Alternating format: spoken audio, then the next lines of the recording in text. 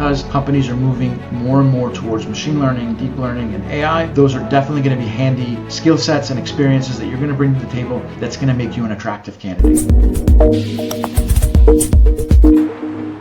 Hello there, Rasul here with Data Talent Advisors with another weekly video. Today, I wanted to help data engineers out there on their job hunt for skills that you could have as a data engineer that's going to help you land a job and actually definitely make you part of the 2024 AI initiatives that many companies are already planning. So without further ado, let's start with those 4 skills. The first one being is cloud and having a background in cloud technologies. So if you've worked with GCP, AWS, or Azure, you want to make sure you highlight it. But even if you haven't worked in the cloud, one of the ways that you can show that you have competencies in the cloud, I highly recommend getting a certification. You can get it from GCP or Azure, but I'll be honest with you, AWS, for some reason, that certification holds a little bit more cachet and weight, and it's one that, hiring managers like to see. It doesn't mean necessarily you're an expert in cloud because you haven't maybe had the hands-on experience, but it does show a level of competency that you actually have gotten that certification. And remember, like I've mentioned in other videos before, an AWS cloud practitioner is more for sales and marketing folks. You definitely want to have at least an associate's level developer degree in order for that to hold some weight, okay? So that is cloud experiences or some sort of cloud competencies, number 1. Number 2 that I want to touch on, since we are already talking about cloud, is data lakehouse platform experiences. That in particular would be either Databricks or Snowflake. That's become quite popular, and I see a lot of hiring managers asking for those 2 skills. It's kind of a either or type thing. It's not anybody's fixated on you having one or the other. Snowflake has had a little bit more time in the marketplace with what they're doing with their data lakehouse platform, so that tends to be in a lot more environments. But Databricks is holding its own and gaining market share every day. So either one of those tools would be fantastic and will actually help you quite a bit. Number 3, if you have the experiences with NoSQL data stores, that is going to be something very handy, okay? NoSQL data stores, as I've covered in other videos, you have your key value, wide column, your document stores, and your graph stores. And the reason that I mentioned this particular one, it kind of goes off in another area that I'll just touch on briefly. But with the NoSQL data stores, they are going to definitely help you because as companies are moving towards AI, machine learning, things like that, the unstructured data capabilities that NoSQL data stores have will have a certain level of competency that you're displaying that'll help you. Okay, so things like MongoDB are quite popular, and I see on job descriptions quite a bit. That's probably the one that I would say is a good one to have a background or competency in, but there are a number of other ones that people are using, things like Elastic, Redis, things like that. The reason that I mentioned some of this stuff is I just did a video the week before about vector databases. They're kind of a different category, and actually some of the different NoSQL data stores are starting to show some vector type, let's say, characteristics, like Elastic in particular. I believe Redis has some capabilities like that. But what I'm trying to say with this is that the AI initiatives that many of these companies have, it involves large language models and things like that we've talked about in other videos. And when we're talking about AI and taking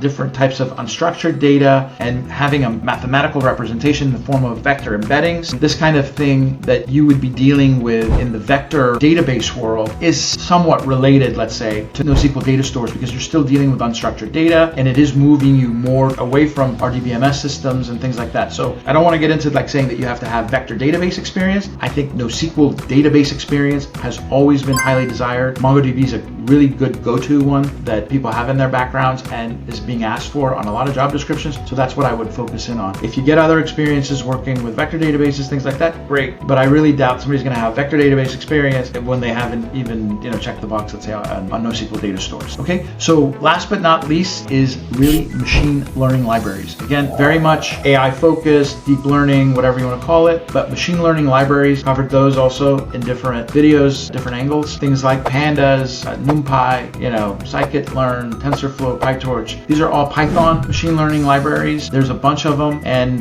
this experience will also make you very attractive because companies are moving more and more towards machine learning, deep learning, and AI. Those are definitely going to be handy skill sets and experiences that you're going to bring to the table that's going to make you an attractive candidate. So I hope this has kind of helped you. I kind of went through that pretty quickly. quickly in the 4 or 5 minutes. But if you've liked the content, you want to talk to us about your background or whatever, first of all, hit the notification button. Before we go any further, make sure you follow us, make sure you follow me, like the video, and share it with your colleagues. And you can always find us at www.datatalentadvisors.com. We'd be more than happy to chat with you. Thanks again for your time, and I'm over and out of here. Bye-bye.